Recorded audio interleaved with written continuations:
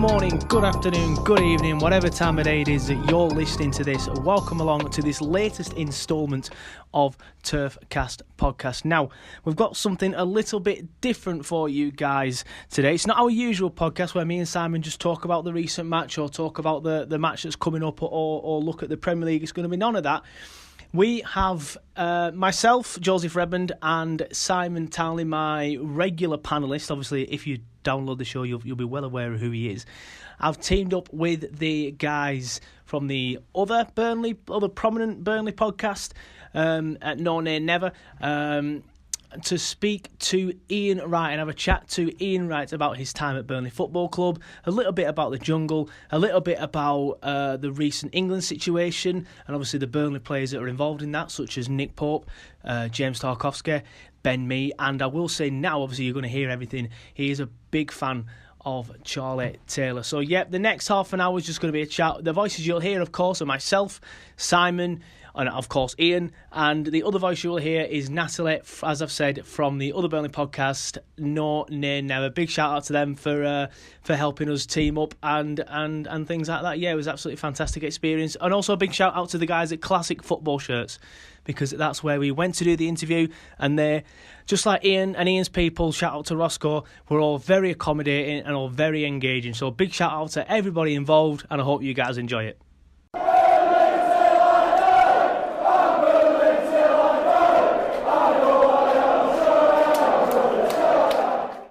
I think it's fair to say that your signing came as quite a shock to many. Burnley fans in particular. How on earth did that move come about? Talk us through it. I started the season at West Ham, and I wasn't really getting on with Harry. You know what I mean? He for some reason he was just being Harry. I had a bad. My knee weren't right. I felt a clunk in it after a training game, and I was telling him, but I think they had an FA Cup game, and I don't want to digress too much, but they had an FA Cup game and said, listen, like, my knee ain't right, and since then we fell out, and then 2 weeks later I went on loan to Nottingham Forest, I was there for about 3 weeks, and then Henrik Larsson broke his leg, and then John Barnes was manager of Celtic, and then I went there and it was just a disaster, and I remember my mate Mitchell Thomas is my best mate, we knew each other from like 1981, and we used to speak a lot. And I think Stan just spoke to him one day and just said, "Listen, what's happening with Ian? He's not happy there, and he wants to come back." And at the time, Millwall wanted me to go there. Theo Pafitis wanted me to go back to Millwall because they knew that I had a soft spot for Millwall. But then once Stan got involved, who was really integral in my development, early days in Palace to promotion from Palace. Once he said he wants me to come, I just said, "Yeah, okay, I'll come." It was literally, I don't know. I said to Mitchell, "Yeah, speak to Stan." And by Wednesday, it was done. I said, "Yeah, I'll come. Yeah, no problem." That's amazing. It just came out of a massive bolt out of the blue for us, I think. Yeah. I didn't realise how much of a bolt out of the blue it was. Obviously, there's a lot of people around when I got there, but it's only the other day, I met, spoke to a lot of people, and they were saying they were in school and they couldn't believe that some people left school. And it was huge. I was in primary school, and I remember my dad ringing me up, like, "Have you heard that we signed Ian Wright?" Yeah. No, we haven't. No, we have not. And I remember checking it. I think we were on teletext at the time, to be fair. Oh, teletext. And it came up, and I'm like, "My God, we have. He's not having me on." Yeah, it was pretty amazing. Now, if we fast forward, I guess, to modern day big news signings, I think the famous Sean Dyche story is that he made Joey Barton an omelette to seal that deal to get it there. No famous cooking stories from Stan? Did he have to persuade you to come? To be honest, no. Stan's one of those male figures in my life that once he kind of gets you in a room, you're not really going to leave until he gets his way. He's somebody that I had a lot of a love for. He was really good for me, really helped my game. Coming in as late as I did, he showed me a lot of things as a centre forward that I should be doing without actually curtailing my natural ability to want to take people on and try things. But I used to cause havoc at his house.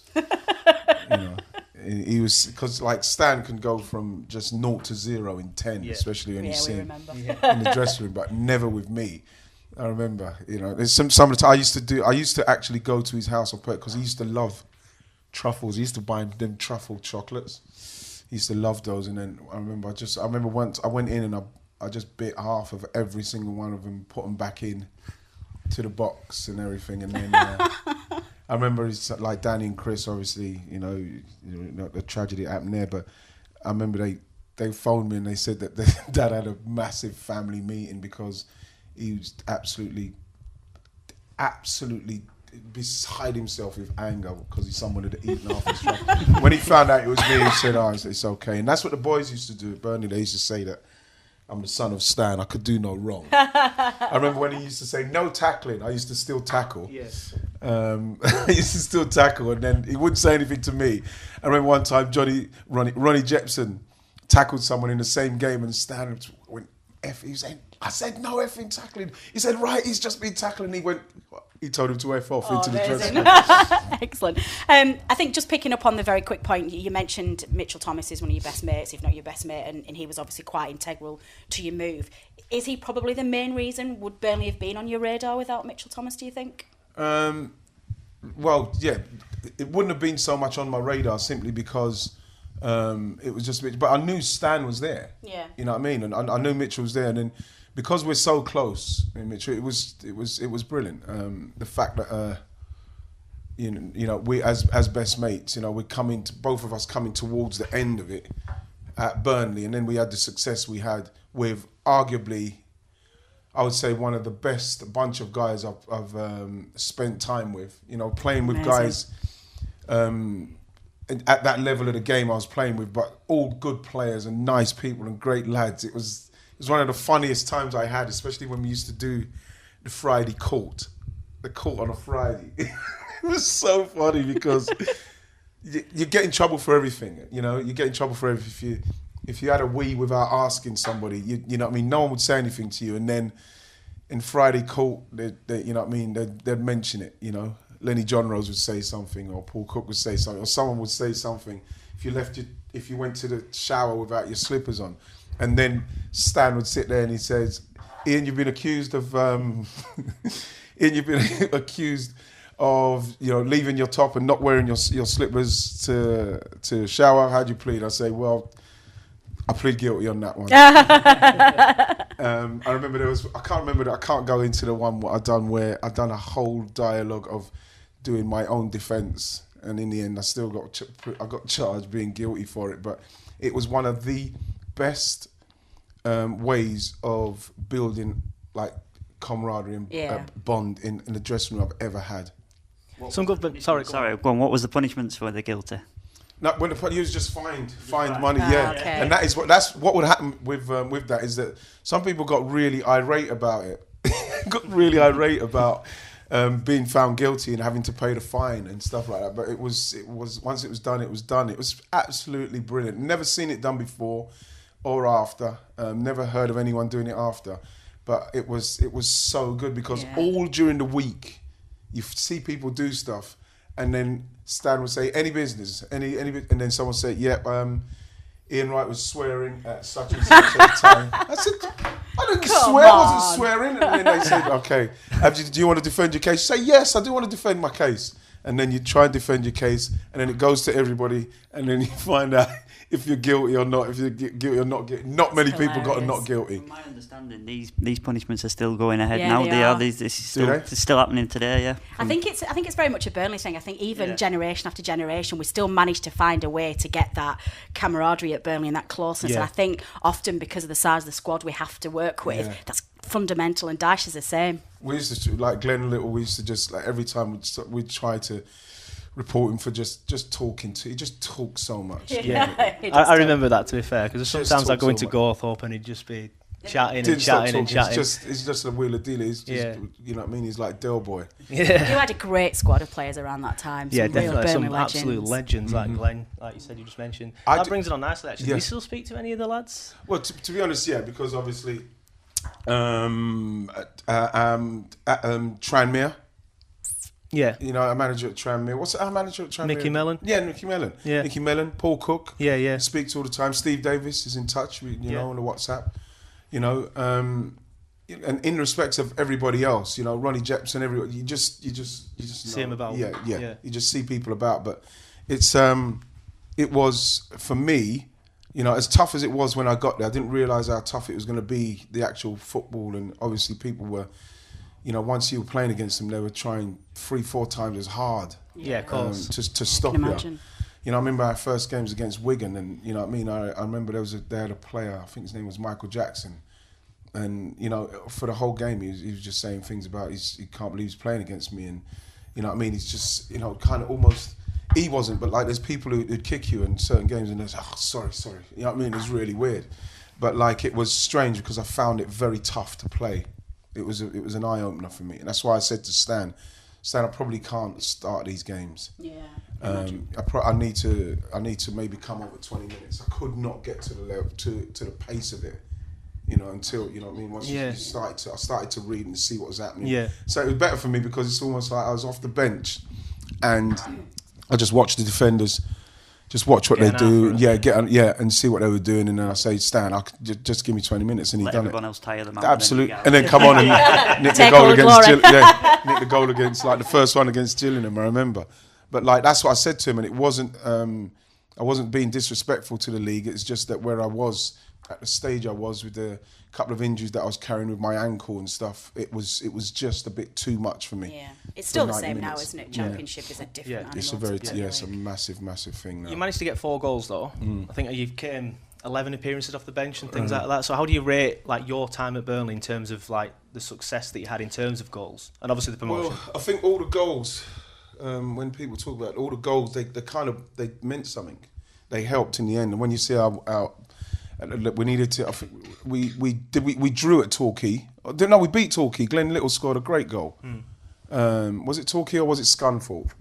Scunthorpe. It was Scunthorpe. That was a promotion goal. Yeah, it was Scunthorpe. We got to a point where, so we had to beat them, and someone else had to. Gillingham. To lose. I think Wrexham had to beat Gillingham. Yeah. Correct.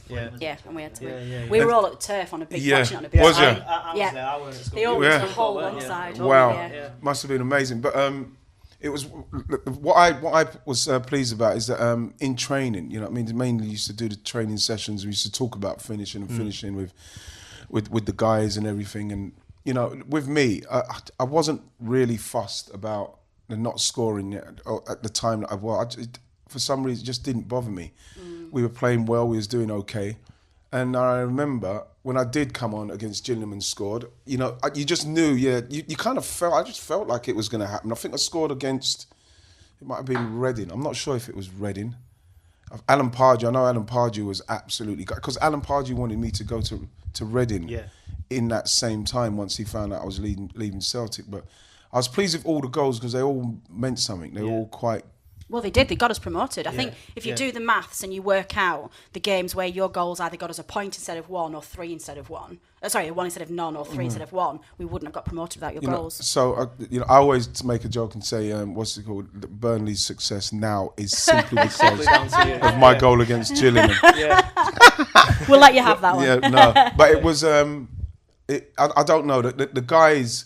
You almost felt like the guys were a little bit like, oh gosh, I hope he can score. Because it's almost like they were embarrassed, and they were so not embarrassed for me, but they just felt kind of sorry for me. I wasn't scoring, but it didn't bother me as much as like people might have thought, because there was a lot of people talking about he's not scored yet. Yeah. But like it wasn't something that anyone was worried about. And then once he scored, and you know what Stan was always just, he says, I know you'll come for me when it's time for you to come for me. And you know, I didn't know, but he knew, so it happened. But like you said then, though, that people were paying a lot of attention to you on the pitch. So just your mere presence obviously opened up chances for you, Glenn Littles, to score that screamer. But we talked about the management style of Cernan with what you said about the courtroom, etc. Yeah. So it was a little robust, to say the least, with his old school things.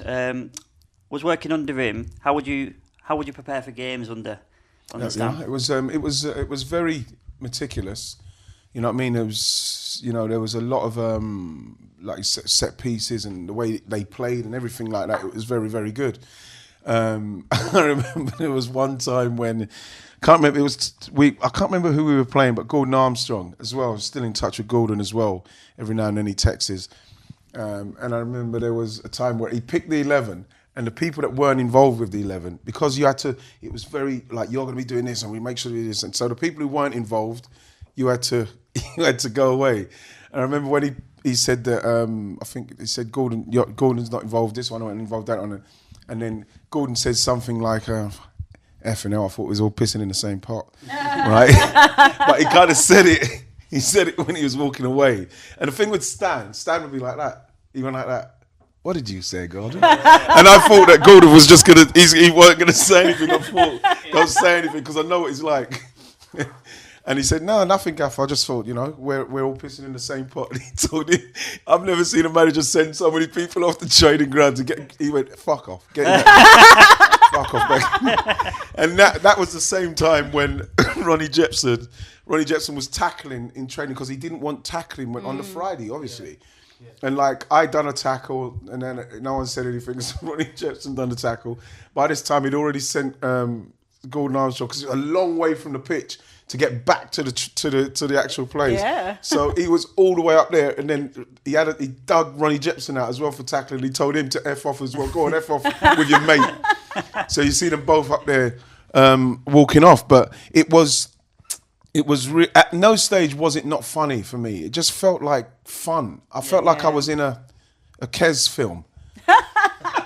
You know what I mean? I felt like it was just always fun. Everybody's funny. Jeppo was funny.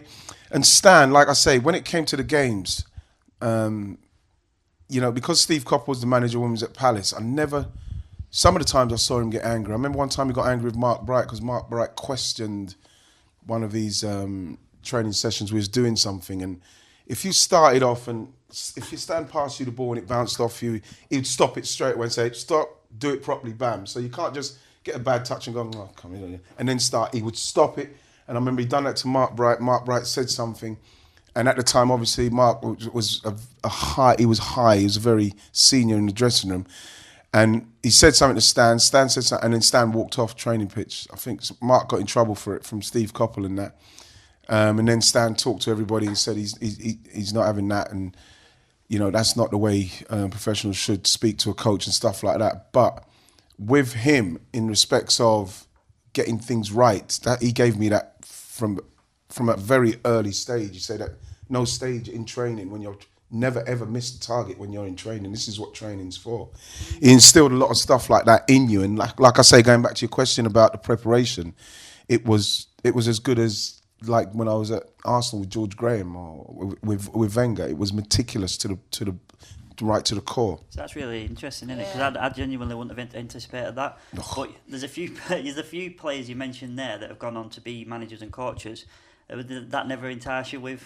Something, I missed my opportunities because I went towards television, and it's funny because Stan wanted me to stay for that next year, whether it was just to stay and be amongst it, and I think he wanted me to be involved in the coaching side of it as well.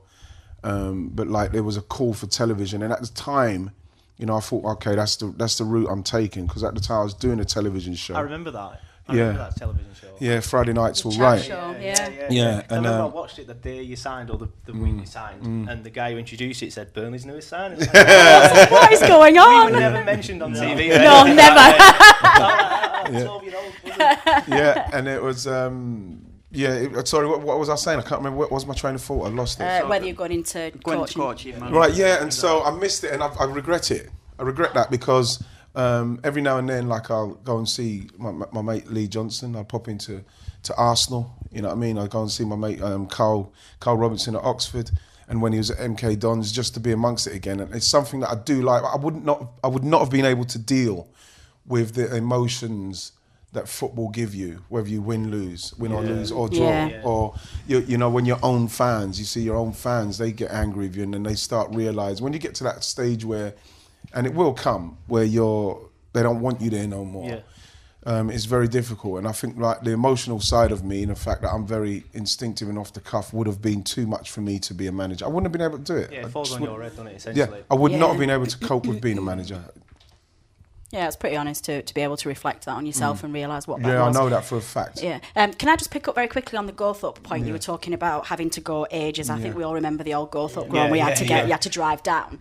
What on earth, coming from the calibre that you came to and the career you'd had, what on earth did you think that first day you turned up at Gowthorpe? No, man, it was fine.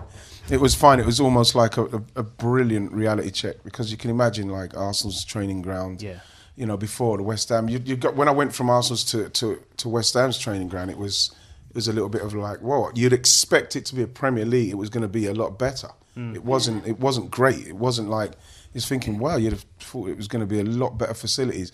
And obviously when I went to Burnley, it was literally like some of the mud and everything was all around the place and everything. It was like a Sunday, a wet Sunday morning kind of like facility place where, you walk in. Like temporary buildings. It was, yeah. It was like that. And it wasn't something that bothered me simply because I come from that. And, it was quite fitting that I was ending up in the same kind of way. But like I say, Stan said he wanted me to come there because he's got a great bunch of lads and he thinks that with me in and around and just that we might be able to get promotion this year. That was the only thing that I was thinking about, that we could do that. But the facilities and everything that happened was brilliant because you could do stuff where I could just slide around. We're doing slidey tackle, just do slide things and mess around. We've done a lot of messing around because there's a lot of mud and water around the place. And this is why everybody had to wear flip-flops because of the amount of mud and stuff on the floor. It wasn't Arsenal, but it wasn't terrible. It wasn't bad. One sec, Roscoe, that kettle's going to probably make a lot of noise. Yeah, but it's fine because it's fine. Now we do it after.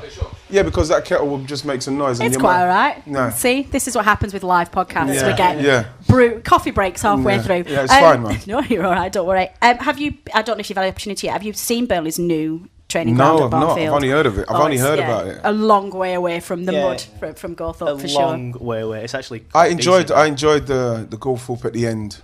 It's quite a weird way because I went right full circle and came back to where it was, and it's finished with success of going up. But like there was nothing about it when I went in on a daily basis, because he let me train for like 3, maybe 4 days some of the time. Sometimes you stay up longer. And I remember I used to ride a bike as well a lot in and around there. And I had a nice little Mini. Yeah. Stan didn't want me to have. He said, you shouldn't be driving a Mini. It looks bad on us. I said, no, man, this is perfect. This is perfect to be driving around. And it was nice, the town, and kids used to come around the house. Some of the times me and Mitchell would be in the house, and the kids would come around the house. It was a nice time. It was just a real, I don't know how to put it. It just felt real. Like I say, it felt like the first time I watched Kes, the buildings, the houses, and you go up hills and, around it. It was brilliant to be around. Yeah, you mentioned you went full circle. Obviously, you had a fantastic career. But where does that promotion rank for you in your career? Well, it's success, so it's up there with everything else because, like my first success really was the promotion with Palace, which I'll never forget. Then you go to Arsenal, you win things and everything, but when you win something or when you achieve something, it's no difference just because of the magnitude of it. Like the Premier League, winning with Burnley in that moment when you found out, my feeling was exactly the same as winning the Premier League because it's success. You know what I mean? And you know how happy people are, and looking around the dressing room and seeing how happy people were. We went on an unbelievable trip at the end of that season, which, like I said, it was a different culture at the time, and everybody bought golf clubs, but I don't know what for.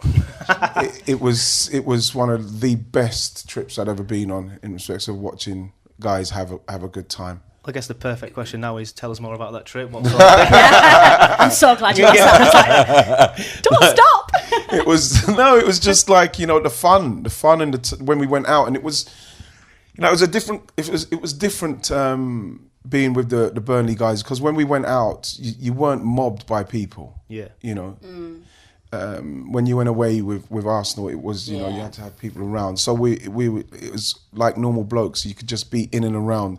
And when you're like that, obviously people are less inhibited, and they just drank and just went crazy, man. I dread to think that was really, back then. Really good. Paul Cook and Mickey Mellon. I think I saw, because Stan just let us off the leash. He really had me over there, literally on a daily basis, asking me to stay. But like, my mind was already made up. But like watching Paul Cook and Mickey Mellon, because I think Mickey Mellon was sharing a room with me and Mitchell Free State. I've never seen anybody as plastered as even Paul Cook were on that trip. It was brilliant to see. I remember me and Mitch brought Paul Cook one time. We brought him home. It was just like it was brilliant. It was absolutely brilliant. My time there is as good as any time anywhere I've been because of the guys, and that's what it comes down to. It always comes down to the people you're with, as to if you remember how you remember the good times. And when you're at Arsenal, when I was at Palace and trying to get through, it was very intense because you're trying to achieve and get somewhere. Then you get to Arsenal and then it's all about achieving and accomplishing. And then, you get to somewhere like Burnley who are trying to get promotion. And as much as the guys have not been through what I'd been through in respect of trying to get to a level and trying to get to promotion and it was brilliant to see how they took to it. Yeah, just before I move on to the next set of questions, the game at Scunthorpe, when did you guys know that Gillingham were losing and we were essentially going up? I think it was after the... I was quite confused with it because when Glenn scored, I think he scored a really good goal from outside the box. It was a brilliant goal. Yeah. I think at the end, once he scored, then we found out afterwards. I think someone said that they drew. Did they draw or did they lose? They needed to win. They needed something against Wrexham. Wrexham. They needed to win. Right? And they didn't. So I just remember that after in the dressing room, by the time we got to the dressing room, everybody we knew what was going on. And it was brilliant. That's when it really started. And then all of a sudden they had to find champagne from somewhere. Not easy. We had a horrendous time. As I said, we were all at Turf watching that game. They'd put a huge big screen on for us, which was unheard of in Burnley. And because it's Burnley and we love them, the feed cut out at a really critical point. I remember that. I remember that. Upstairs and downstairs are the James. Obviously, in them days you couldn't get your phone out and check. That was just like. So when the feed cut out, while the game was going on, or when they had portable radios where they were trying to tune into Radio Lancashire. It was hilarious. Moving on, just I guess to modern times, just away from the nostalgia of those games. The current Burnley squad's obviously achieving things that we never thought that we would ever see at Burnley. I want to pick up on the Nick Pope situation because at the moment there seems to be increasing pressure on Jordan Pickford about losing his number one. But it feels like this weekend the focus has shifted onto Dean Henderson and Nick Pope's fallen off. I've found that this season it tends to be the conversation is Pickford or Henderson, and we're all like, hello. Yeah. I know, and he's got the most clean sheets. He's got more than Alisson. The fact is that yes, and he's in there. I think the reason why they say that with Henderson is because, and you know what I mean, I'm not even going to hide it. It's because of the Manchester United effect. The fact that he could go back to Manchester United. I feel that they do feel as well with Nick Pope and his the footballing side of it, which is something that I always find quite frustrating to people talk about a goalkeeper's footwork rather than the saves he makes. But I think that what Nick Pope is doing is just getting on with it. And I think that his stats will show that, you know, if his stats will show. Henderson, obviously, with what he's doing at Sheffield, he'll get more. I don't know. He'll get more column inches simply because of the way Sheffield have taken this league on. And he's been a big part in it. And he's a loanee from Manchester United. So that's why he's somebody that, you know, when you look at Manchester United's like fan base and global and to Burnley's, you know, they're going to be able to push that narrative a lot harder. So that's all that is. But at the end of the day, Nick Pope, you know, some of the say, he will be there. Yeah, it's really frustrating for us that the reasons for not putting Pope in number one is that, it's his distribution's not as good as football. But then it's the distribution problem that's conceding all the goals in the first place. So it's like... Yeah, but it's not even a case of that. It's just an excuse, really, isn't it? You know, you want your goalkeeper to make saves, but at the end of the day, Gareth does want his goalkeeper to be able to play out. So it seems like it's a big thing for him. Yeah, like we said, Burnley have got, Nick Pope's got 11 clean sheets. Obviously, another part of that is Ben Mee, Tarky, Taylor. Tarky's been on the fringe of the England squad. The other two haven't had a look in yet. Taylor's starting to have a few questions. Do you reckon there's any chance of them three? I think he must have been looking at Taylor. Because he was at Newcastle, wasn't he? He must be looking at Taylor simply because when you look at Ben Chilwell at the moment, he seems to be having a pretty poor season. Danny Rose has obviously gone across to Newcastle on loan. He seems to be not playing as well as he could be playing. And you're looking at left backs, and there's not many around who are making a claim. And when you watch the way that Taylor's been playing recently, you know, and obviously you have to mention Dwight as well. Definitely. You know what I mean? And sure. Dwight McNeil and the way he's playing. And they've got a nice thing going on that left side. It wouldn't surprise me if Dwight McNeil as a left-sider is somebody that will probably in some of these squads, absolutely without a shadow of a doubt. For sure. And so if that's the case and you notice him, then you'll have to notice Taylor as well. You just have to hope that Taylor can get in there and just give him a chance. That's what you want. It's just, you have to have a look, because we haven't really got anybody at left back who's doing anything. Tarky as well, he's been fantastic this season. He always is, though. Yeah, he's very solid. You know, I like Tarkowski, and I like, obviously, Ben Mee never gets a... No, Ben Mee. And he's a City graduate as well as Ben Mee, so I'm quite surprised. It's surprising. He's never even been in the conversation as Ben. Never, ever. Which is, from his point of view, it's really quite sad. It's the same with people. Wolves say the same about Connor Cody. Yeah. You know, Lewis Dunk got. You know, they were talking about Lewis Dunk for a while, and Lewis Dunk kind of got himself in and around it. But like, he got in on the kind of quiet. I think somebody pulled out. Lewis Dunk got pulled in, and I remember seeing footage of him and Marcus Rashford taking him on doing stuff. But like, I haven't seen him as somebody who I think is good enough as well to be amongst it.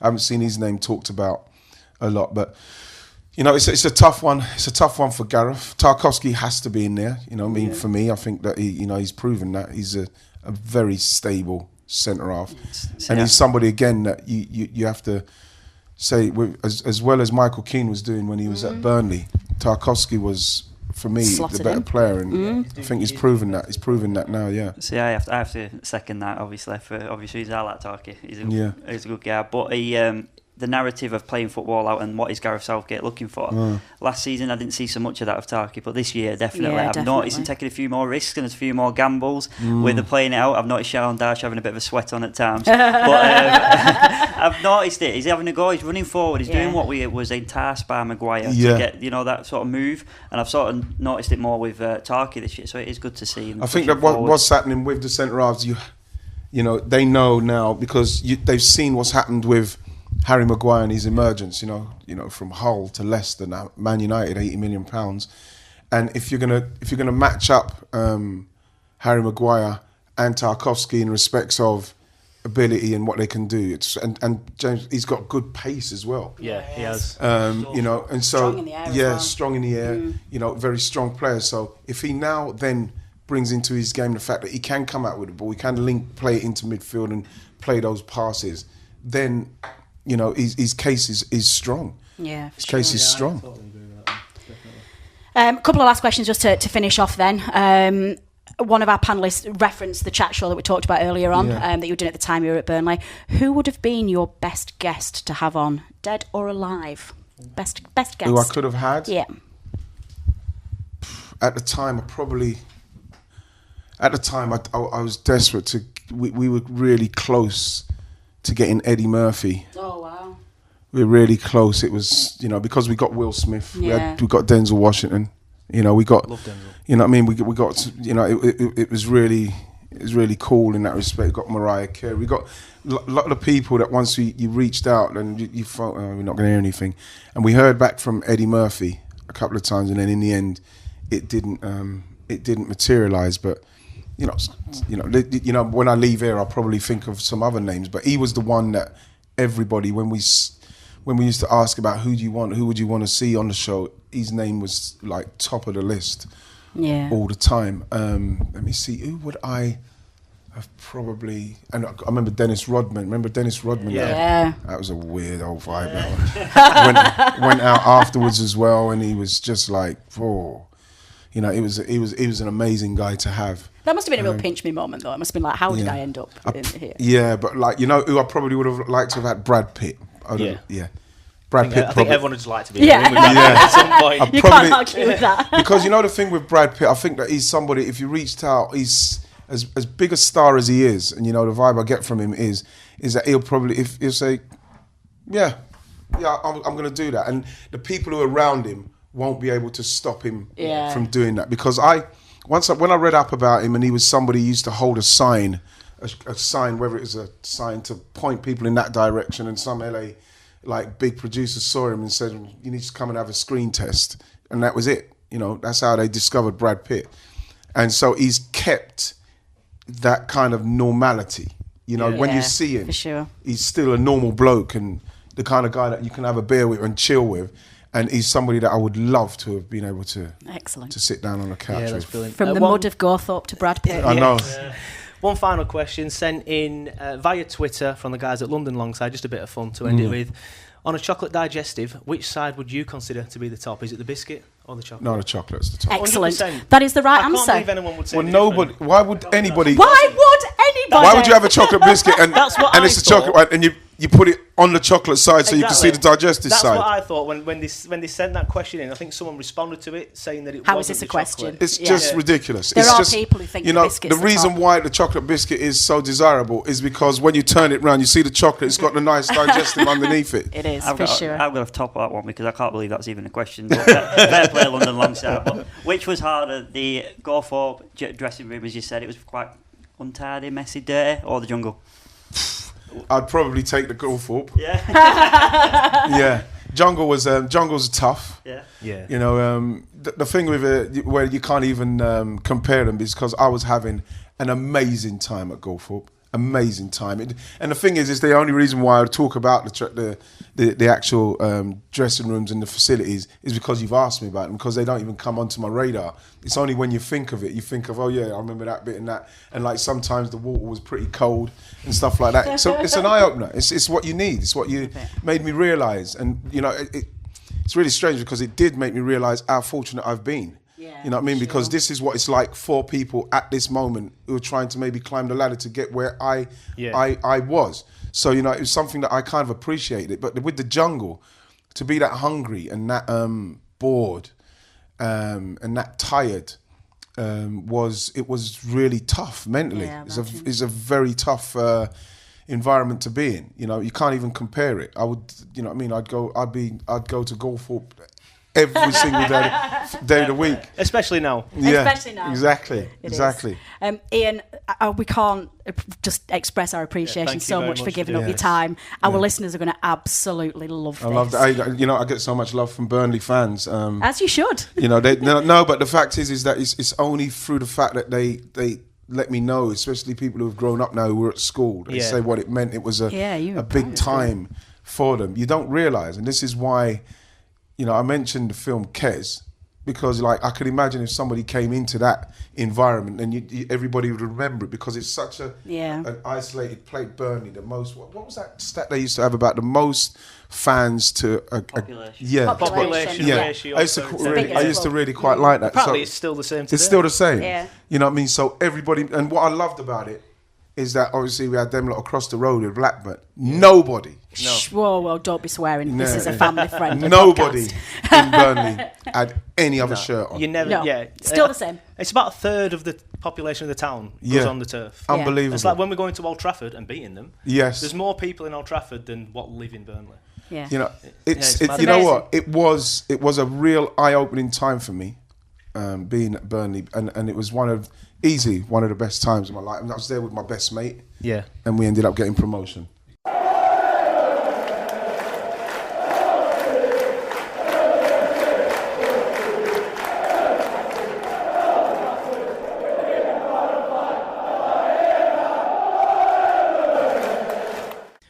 Right, there we go. That was it. That is the end of our chat with football icon, I think it's fair to say, Ian Wright.